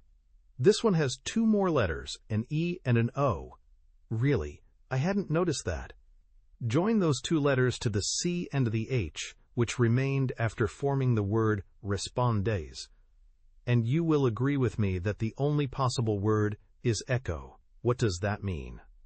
"It refers to the Echo de France, Lupin's newspaper, his official organ, the one in which he publishes his communications. Reply in the Echo de France, in the personal advertisements, under number 237. That is the key to the mystery, and Arsène Lupin was kind enough to furnish it to me. I went to the newspaper office." "What did you find there?" "I found the entire story of the relations between Arsène Lupin and his accomplice." Sholmes produced 7 newspapers, which he opened at the 4th page and pointed to the following lines. 1. Ars Lup. Lady implores protection. 540. 2. 540. Awaiting particulars. AL3. AL. Under Damen. Enemy. Lost. 4. 540. Right address. Will make investigation. 5. A.L. Murillo. 6. 540. Park 3 o'clock. Violets. 7. 237. Understand. Sat will be sun morn. Park. "And you call that the whole story?" exclaimed the Baron. "Yes. And if you will listen to me for a few minutes, I think I can convince you. In the first place, a lady who signs herself 540 implores the protection of Arsène Lupin, who replies by asking for particulars. The lady replies that she is under the domination of an enemy, who is Bresson, no doubt, and that she is lost if someone does not come to her assistance. Lupin is suspicious and does not yet venture to appoint an interview with the unknown woman, demands the address, and proposes to make an investigation. The lady hesitates for 4 days. Look at the dates. Finally, under stress of circumstances and influenced by Bresson's threats, she gives the name of the street Murillo. Next day, Arsène Lupin announces that he will be in the Parc Monceau at 3 o'clock and asks his unknown correspondent to wear a bouquet of violets as a means of identification. Then there is a lapse of 8 days in the correspondence. Arsène Lupin and the lady do not require to correspond through the newspaper now, as they see each other or write directly. The scheme is arranged in this way. In order to satisfy Bresson's demands, the lady is to carry off the Jewish lamp. The date is not yet fixed.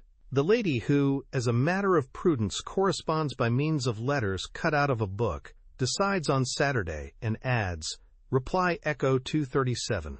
Lupin replies that it is understood and that he will be in the park on Sunday morning.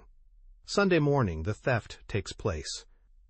Really, that is an excellent chain of circumstantial evidence, and every link is complete, said the Baron. The theft has taken place, continued Sholmes. The lady goes out on Sunday morning, tells Lupin what she has done, and carries the Jewish lamp to Bresson. Everything occurs then exactly as Lupin had foreseen. The officers of the law, deceived by an open window, 4 holes in the ground and 2 scratches on the balcony railing, immediately advanced the theory that the theft was committed by a burglar. The lady is safe. Yes, I confess the theory was a logical one, said the Baron, but the second theft was provoked by the first. The newspapers having related how the Jewish lamp had disappeared, someone conceived the idea of repeating the crime and carrying away what had been left. This time it was not a simulated theft, but a real one, a genuine burglary, with ladders and other paraphernalia. Lupin, of course. Lupin does not act so stupidly. He doesn't fire at people for trifling reasons. Then, who was it? Bresson, no doubt, and unknown to the lady whom he had menaced. It was Bresson who entered here. It was Bresson that I pursued. It was Bresson who wounded poor Wilson. Are you sure of it? Absolutely. One of Bresson's accomplices wrote to him yesterday, before his suicide, a letter which proves that negotiations were pending between this accomplice and Lupin for the restitution of all the articles stolen from your house. Lupin demanded everything, the first thing, that is, the Jewish lamp, as well as those of the second affair. Moreover, he was watching Bresson. When the latter returned from the river last night, one of Lupin's men followed him as well as we. What was Bresson doing at the river? Having been warned of the progress of my investigations. Warned? By whom? By the same lady, who justly feared that the discovery of the Jewish lamp would lead to the discovery of her own adventure. Thereupon, Bresson, having been warned, made into a package all the things that could compromise him, and threw them into a place where he thought he could get them again when the danger was past. It was after his return, tracked by Ganimard and myself, having no doubt other sins on his conscience, that he lost his head and killed himself. But what did the package contain? The Jewish lamp and your other ornaments. Then, they are not in your possession? Immediately after Lupin's disappearance, I profited by the bath he had forced upon me, went to the spot selected by Bresson, where I found the stolen articles wrapped in some soiled linen. They are there on the table. Without a word, the Baron cut the cord, tore open the wet linen, picked out the lamp, turned a screw in the foot, then divided the bowl of the lamp which opened in 2 equal parts, and there he found the golden chimera, set with rubies and emeralds. It was intact. There was in that scene, so natural in appearance, and which consisted of a simple exposition of facts, something which rendered it frightfully tragic. It was the formal, direct, irrefutable accusation that Sholmes launched in each of his words against Mademoiselle, and it was also the impressive silence of Alice Demun. During that long, cruel accumulation of accusing circumstances heaped one upon another, not a muscle of her face had moved. Not a trace of revolt or fear had marred the serenity of her limpid eyes. What were her thoughts? And especially, what was she going to say at the solemn moment when it would become necessary for her to speak and defend herself in order to break the chain of evidence that Herlock Sholmes had so cleverly woven around her? That moment had come, but the girl was silent. "Speak! Speak!" cried Monsieur d'Imblevalle. She did not speak. So he insisted. "One word will clear you. One word of denial, and I will believe you." That word she would not utter. The Baron paced to and fro in his excitement. Then, addressing Sholmes, he said, "No, monsieur, I cannot believe it. I do not believe it. There are impossible crimes. And this is opposed to all I know and to all that I have seen during the past year. No, I cannot believe it." He placed his hand on the Englishman's shoulder and said, "But you yourself, monsieur, are you absolutely certain that you are right?" Sholmes hesitated, like a man on whom a sudden demand is made, and cannot frame an immediate reply. Then he smiled, and said, "Only the person whom I accuse, by reason of her situation in your house, could know that the Jewish lamp contained that magnificent jewel." "I cannot believe it," repeated the Baron. "Ask her." It was, really, the very thing he would not have done, blinded by the confidence the girl had inspired in him, but he could no longer refrain from doing it. He approached her, and, looking into her eyes, said, "Was it you, mademoiselle? Was it you who took the jewel? Was it you who corresponded with Arsène Lupin and committed the theft?" "It was I, monsieur," she replied. She did not drop her head. Her face displayed no sign of shame or fear. "Is it possible?" murmured Madame d'Imblevalle. "I would never have believed it." "You are the last person in the world that I would have suspected. How did you do it?" "I did it exactly as Monsieur Sholmes has told it. On Saturday night I came to the boudoir, took the lamp, and in the morning I carried it to that man." "No," said the Baron. "What you pretend to have done is impossible." "Impossible? Why?" "Because in the morning I found the door of the boudoir bolted." She blushed and looked at Sholmes as if seeking his counsel. Sholmes was astonished at her embarrassment. Had she nothing to say? Did the confessions which had corroborated the report that he, Sholmes, had made concerning the theft of the Jewish lamp merely serve to mask a lie? Was she misleading them by a false confession? The Baron continued, "That door was locked. I found the door exactly as I had left it the night before. If you entered by that door, as you pretend, someone must have opened it from the interior, that is to say, from the boudoir or from our chamber. Now there was no one inside these two rooms. There was no one except my wife and myself." Sholmes bowed his head and covered his face with his hands in order to conceal his emotion. A sudden light had entered his mind that startled him and made him exceedingly uncomfortable. Everything was revealed to him, like the sudden lifting of a fog from the morning landscape. He was annoyed as well as ashamed, because his deductions were fallacious and his entire theory was wrong. Alice Demun was innocent. Alice Demun was innocent. That proposition explained the embarrassment he had experienced from the beginning in directing the terrible accusation against that young girl. Now he saw the truth. He knew it. After a few seconds he raised his head and looked at Madame d'Imblevalle as naturally as he could. She was pale, with that unusual pallor which invades us in the relentless moments of our lives. Her hands, which she endeavored to conceal, were trembling as if stricken with palsy. 1 minute more, thought Sholmes, and she will betray herself. He placed himself between her and her husband in the desire to avert the awful danger which, through his fault, now threatened that man and woman. But, at sight of the Baron, he was shocked to the very center of his soul. The same dreadful idea had entered the mind of Monsieur d'Imblevalle. The same thought was at work in the brain of the husband. He understood also. He saw the truth. In desperation, Alice Demun hurled herself against the implacable truth, saying, "You are right, monsieur. I made a mistake. I did not enter by this door. I came through the garden and the vestibule by aid of a ladder." It was a supreme effort of true devotion, but a useless effort.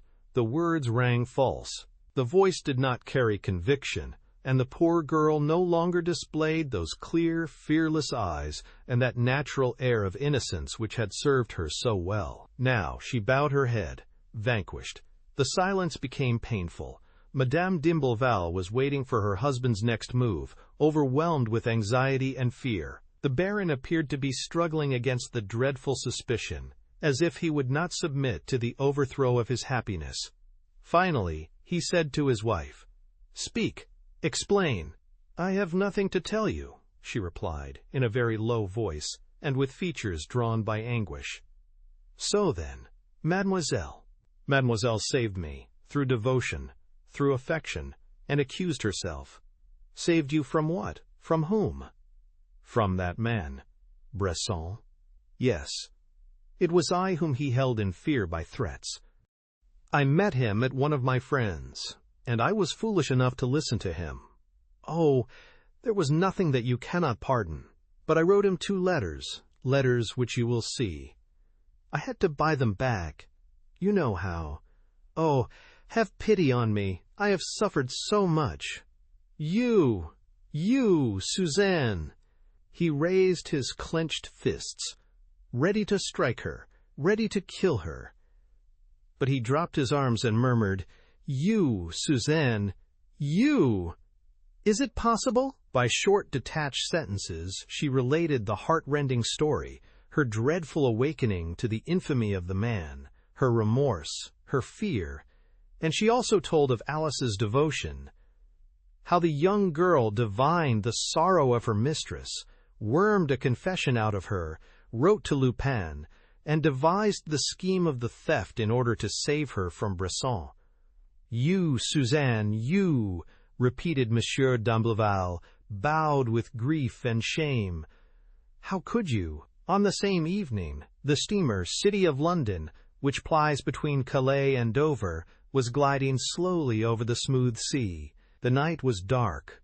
The wind was fainter than a zephyr. The majority of the passengers had retired to their cabins, but a few, more intrepid, were promenading on the deck or sleeping in large rocking chairs, wrapped in their traveling rugs.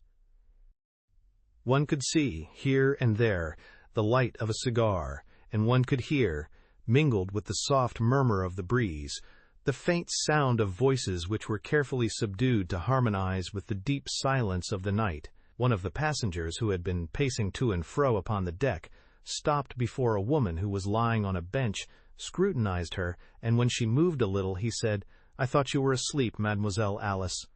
"No, Monsieur Sholmes, I am not sleepy." "I was thinking." "Of what, if I may be so bold as to inquire?" "I was thinking of Madame d'Imblevalle. She must be very unhappy. Her life is ruined." "Oh, no, no," he replied quickly. "Her mistake was not a serious one. Monsieur d'Imblevalle will forgive and forget it. Why, even before we left, his manner toward her had softened. Perhaps, but he will remember it for a long time, and she will suffer a great deal. You love her?" "Very much. It was my love for her that gave me strength to smile when I was trembling from fear, that gave me courage to look in your face when I desired to hide from your sight." "And you are sorry to leave her?" "Yes, very sorry. I have no relatives, no friends, but her." "You will have friends," said the Englishman, who was affected by her sorrow. "I have promised that. I have relatives and some influence. I assure you that you will have no cause to regret coming to England." "That may be, monsieur, but Madame d'Imblevalle will not be there." Herlock Sholmes resumed his promenade upon the deck. After a few minutes he took a seat near his traveling companion, filled his pipe, and struck 4 matches in a vain effort to light it. Then, as he had no more matches, he arose and said to a gentleman who was sitting near him, "May I trouble you for a match?" The gentleman opened a box of matches and struck one. The flame lighted up his face. Sholmes recognized him. It was Arsène Lupin. If the Englishman had not given an almost imperceptible movement of surprise, Lupin would have supposed that his presence on board had been known to Sholmes. So well did he control his feelings, and so natural was the easy manner in which he extended his hand to his adversary. "How's the good health, Monsieur Lupin?" "Bravo!" exclaimed Lupin, who could not repress a cry of admiration at the Englishman's sang-froid. "Bravo, and why?" "Why? Because I appear before you like a ghost, only a few hours after you saw me drowned in the Seine, and through pride, a quality that is essentially English, you evince not the slightest surprise. You greet me as a matter of course. Ah, I repeat, bravo, admirable! There is nothing remarkable about it. From the manner in which you fell from the boat, I knew very well that you fell voluntarily, and that the bullet had not touched you. And you went away without knowing what had become of me? What had become of you? Why, I knew that. There were at least 500 people on the 2 banks of the river, within a space of half a mile. If you escaped death, your capture was certain. and yet I am here. Monsieur Lupin, there are two men in the world at whom I am never astonished. In the first place, myself, and then Arsène Lupin. The treaty of peace was concluded. If Sholmes had not been successful in his contests with Arsène Lupin, if Lupin remained the only enemy whose capture he must never hope to accomplish, if, in the course of their struggles, he had not always displayed a superiority, the Englishman had, nonetheless, by means of his extraordinary intuition and tenacity, succeeded in recovering the Jewish lamp as well as the blue diamond. This time, perhaps, the finish had not been so brilliant, especially from the standpoint of the public spectators, since Sholmes was obliged to maintain a discreet silence in regard to the circumstances in which the Jewish lamp had been recovered, and to announce that he did not know the name of the thief. But as man to man, Arsène Lupin against Herlock Sholmes, detective against burglar, there was neither victor nor vanquished. Each of them had won corresponding victories. Therefore they could now converse as courteous adversaries who had lain down their arms and held each other in high regard. At Sholmes's request, Arsène Lupin related the strange story of his escape. "If I may dignify it by calling it an escape," he said, "it was so simple. My friends were watching for me, as I had asked them to meet me there to recover the Jewish lamp. So after remaining a good half-hour under the overturned boat, I took advantage of an occasion when Folenfant and his men were searching for my dead body along the bank of the river to climb on top of the boat. Then my friends simply picked me up as they passed by in their motorboat, and we sailed away under the staring eyes of an astonished multitude, including Ganimard and Folenfant." "Very good," exclaimed Sholmes. "Very neatly played. And now you have some business in England?" "Yes, some accounts to square up. But I forgot. What about Monsieur d'Imbleval?" "He knows everything." "All! My dear Sholmes, what did I tell you? The wrong is now irreparable. Would it not have been better to have allowed me to carry out the affair in my own way? In a day or two more, I should have recovered the stolen goods from Bresson, restored them to Monsieur d'Imbleval, and those two honest citizens would have lived together in peace and happiness ever after. Instead of that, said Sholmes sneeringly, I have mixed the cards and sown the seeds of discord in the bosom of a family that was under your protection. Mon Dieu, of course I was protecting them. Must a person steal, cheat, and wrong all the time? Then you do good also? When I have the time. Besides, I find it amusing. Now, for instance, in our last adventure, I found it extremely diverting that I should be the good genius seeking to help and save unfortunate mortals, while you were the evil genius who dispensed only despair and tears. Tears, protested Sholmes. Certainly, the d'Imbleval household is demolished, and Alice Demun weeps. She could not remain any longer. Ganimard would have discovered her some day, and through her reached Madame d'Imbleval. Quite right, monsieur, but whose fault is it? Two men passed by. Sholmes said to Lupin in a friendly tone, Do you know those gentlemen? I thought I recognized one of them as the captain of the steamer. And the other? I don't know. It is Austin Gillette, who occupies in London a position similar to that of Monsieur Dudois in Paris. Ah, how fortunate! Will you be so kind as to introduce me? Monsieur Dudois is one of my best friends, and I shall be delighted to say as much of Monsieur Austin Gillette. The two gentlemen passed again. And if I should take you at your word, Monsieur Lupin, said Sholmes, rising and seizing Lupin's wrist with a hand of iron. Why do you grasp me so tightly, monsieur? I am quite willing to follow you. In fact, he allowed himself to be dragged along without the least resistance. The two gentlemen were disappearing from sight. Sholmes quickened his pace. His fingernails even sank into Lupin's flesh. Come, come, he exclaimed, with a sort of feverish haste, in harmony with his action. Come, quicker than that. But he stopped suddenly. Alice Demun was following them. "What are you doing, mademoiselle? You need not come." "You must not come." It was Lupin who replied. "You will notice, monsieur, that she is not coming of her own free will. I am holding her wrist in the same tight grasp that you have on mine. Why? Because I wish to present her also. Her part in the affair of the Jewish lamp is much more important than mine.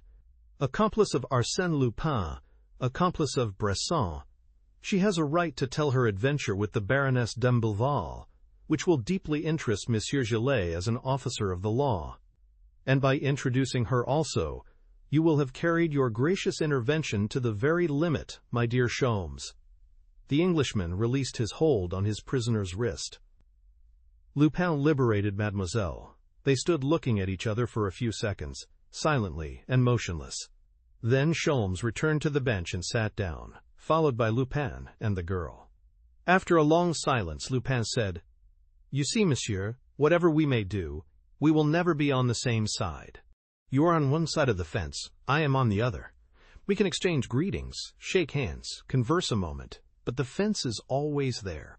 You will remain Herlock Sholmes, detective, and I, Arsène Lupin, gentleman-burglar.